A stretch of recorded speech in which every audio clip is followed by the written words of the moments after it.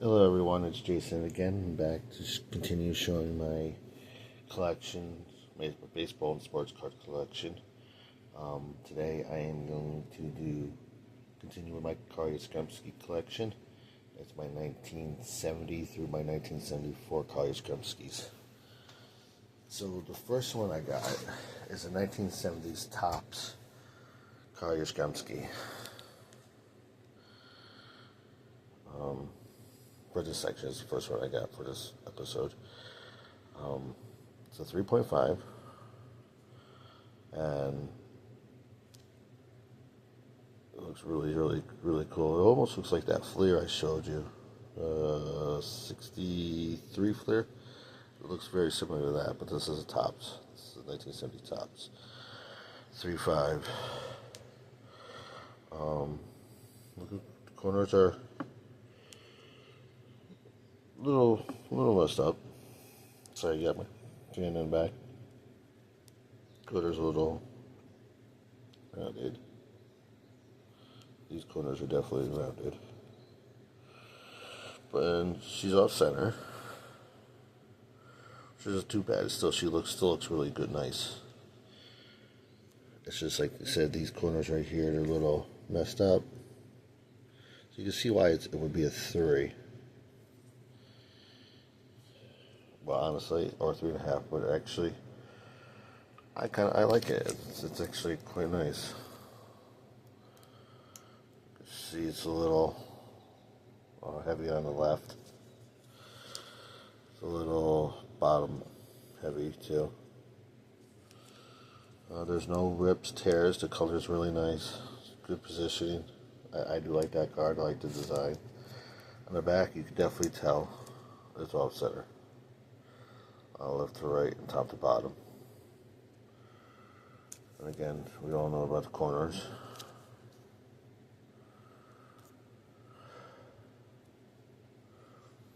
But other than all those features, it's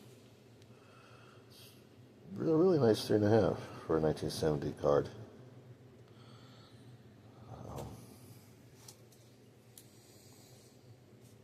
These ones, the next one is the 1971 Topps. History has with these cards are really hard to get in really good condition. For some reason, I was never, know why, but there's a lot of talk and the card collecting about like the 1971 Topps are like really, they for some reason are a lot damaged. A lot of them are. It's hard to get a really good one. This is a 1971 Topps Yastrzemski. A 4, which is pretty good. Corners, as you can see. Edges, as you can see. No one really knows why the 1971's Topps are so damaged so easily compared to the other ones. Kind of like this design ain't that bad. You know, it's definitely like the tuxedo for the SGC. It brings out the card. It's hard to define between the borderline, but tuxedo card still brings out nice. It's not a bad design. The back could have probably used a little bit more color. You can see top, bottom,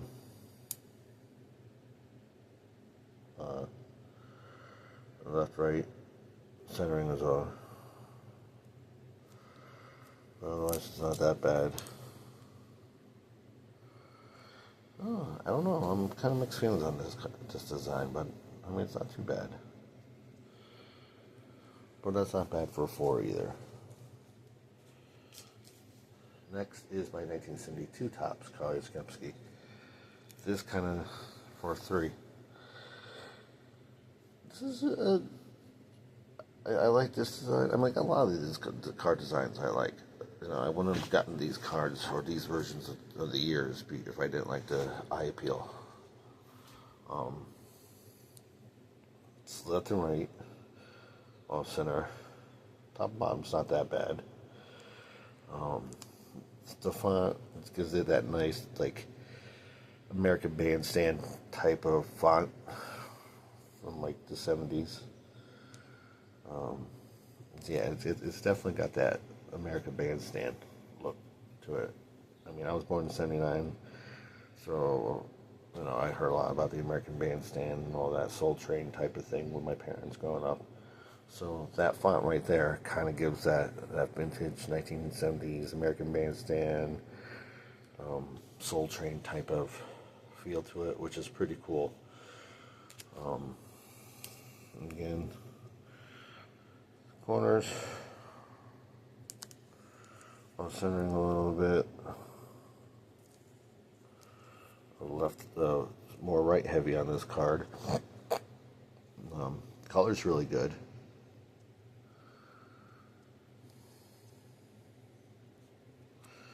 The back.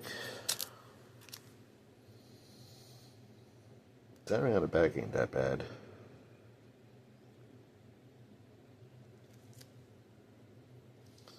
It's really, really cool.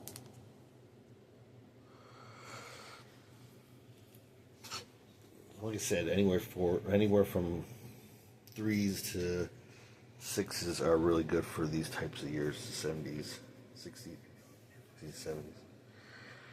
Next is a 1973 Topps SGC3.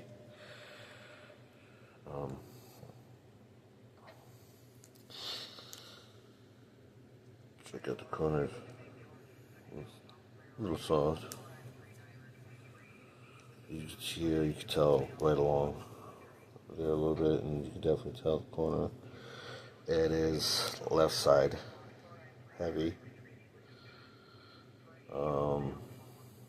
Top heavy, left and the top heavy. Very plain. Again, I do like the eye appeals. Otherwise, I wouldn't have gotten these cards. I wanted one card from every year. Yastrzemski played, but they had to have nice eye appeal. And I'm a big SGC person. I like SGC cards, especially when it comes to vintage. And they seem very fair with their grading. They seem understanding, in my opinion. I like them a lot. The grading a lot better than PSA, my personal opinion. Some people will disagree. They don't like PSA better, or some people it doesn't matter. But you'll see most of my collection is SGC for the most part. I'm not saying that I don't collect PSA, because you see I have, but I prefer SGC if I can get it. So there's the front, the back. You can see the wear and tear along the top there. You can see it along the corners. Tear, soft, well, not tears, but softening. Whitening of the corners too, along the edges. So, it's understandably a 3. Next card is a 1974 Topps Yastrzemski. It's a 6. It's one of my older ones. It's a 6. Here, it's just this corner is a little soft. This is a little rounded with a little bent, a little tiny bent. Obviously, it's more heavy on the left side. Top and bottom are about even. Back side is top heavy, a little bit more heavy on the left, but mostly it's top heavy compared to the rest of the card. So it's a nice 6. That's definitely from an older color Yastrzemski I have. That's not that bad actually. So there's my 1970s through 74. I think I might go a little bit longer today. Alright.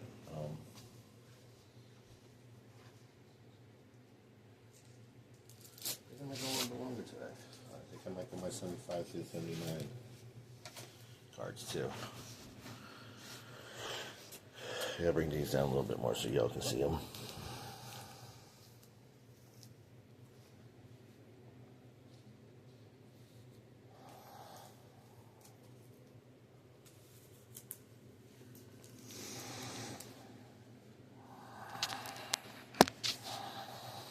So I'm going to go a little bit longer today. I'm going to do 10 cards today. I'm going to go to my 79. So my next card is a 1975 Topps card, Yastrzemski. Now, if you remember this one, which is my 1972, 75 kind of gives almost the same feel. It's not exactly the same, but it's kind of, in my opinion, gives almost the same kind of feel.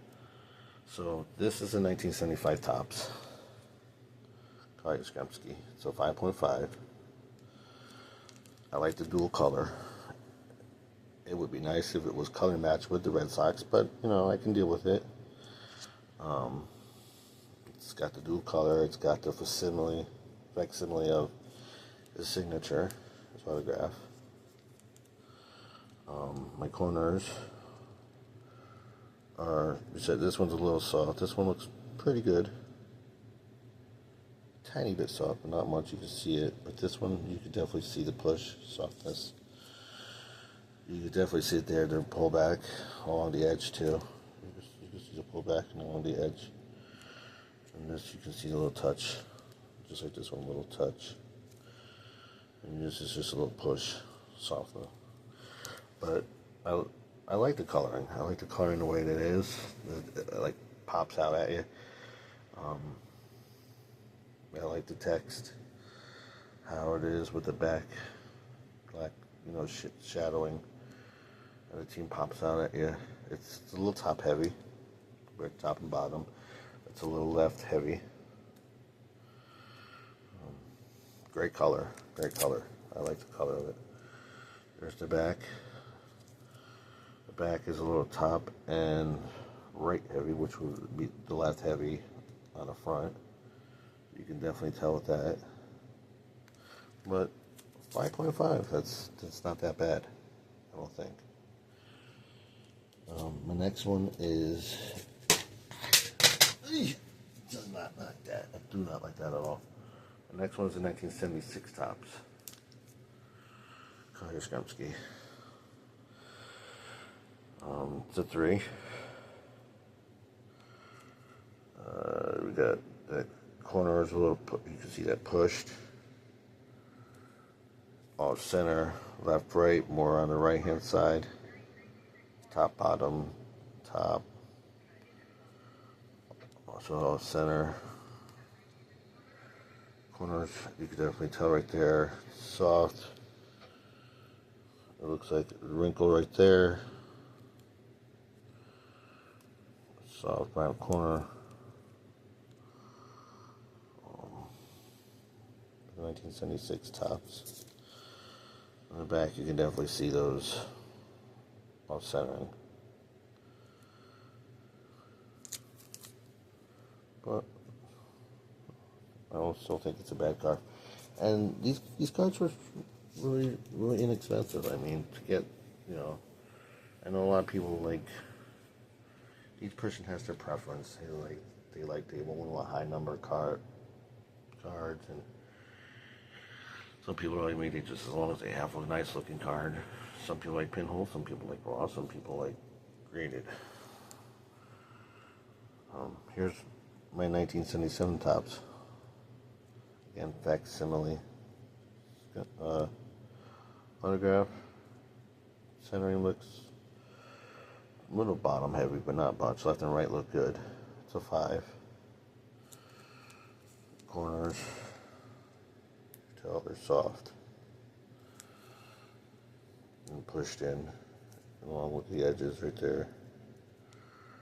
Edges right there.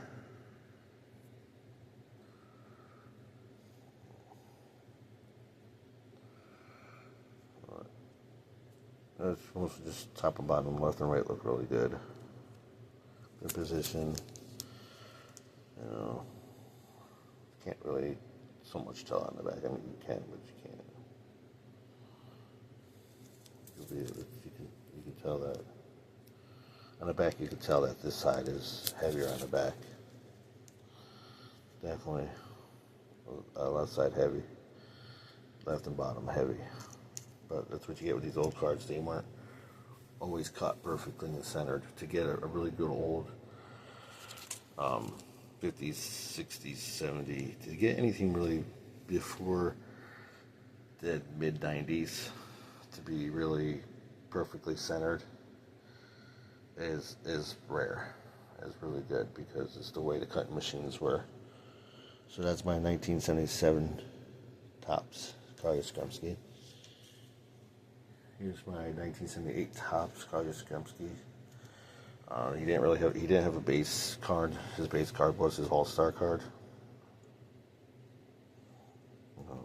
As a 7. One of my higher ones. You can really get the corners, slightly touched.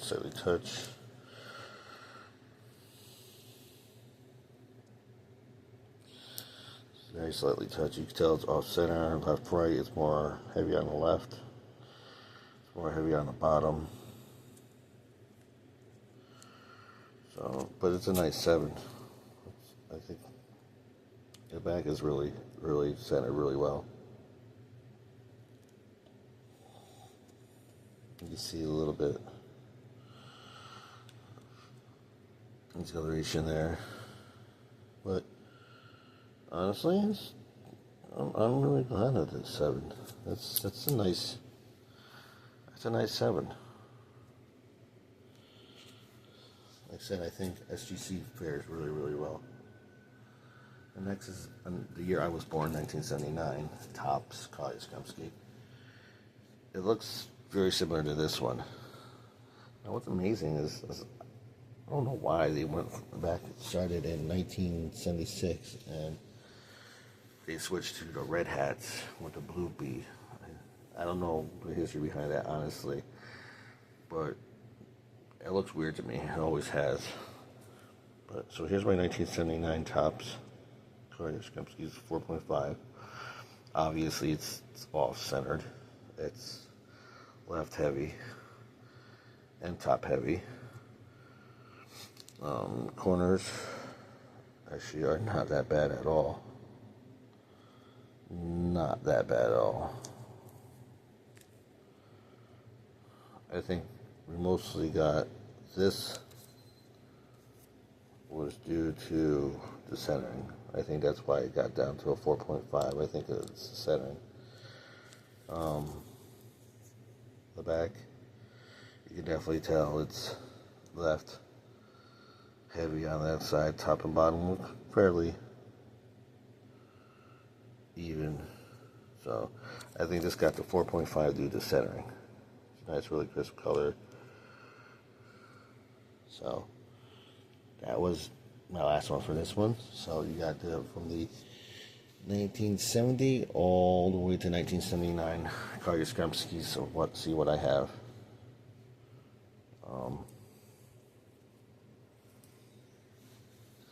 Hope you enjoyed this segment. And I'll see you again, and I'll do from 1980 to 1984. Carl Yastrzemski's last part of his career. Yeah, 1984, I think, is when he finally retired.